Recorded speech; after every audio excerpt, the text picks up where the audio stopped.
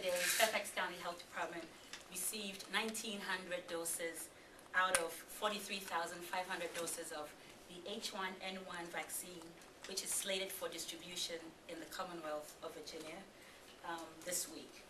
This is basically a soft rollout to basically test our distribution system. Given that we have this limited amount of vaccine, and all of it is a live attenuated vaccine or the nasal spray, we will be conducting a very targeted vaccination program. This initial supply is intended for healthy, non-pregnant, frontline healthcare workers and emergency services personnel.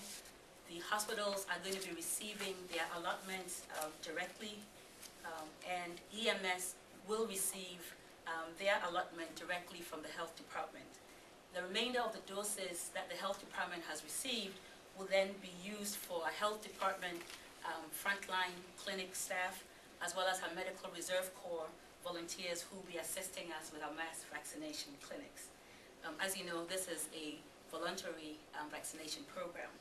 We expect to have additional doses shipped weekly thereafter. It is also expected that the community providers who have registered to be authorized vaccinators will begin to receive their vaccines in the same time frame.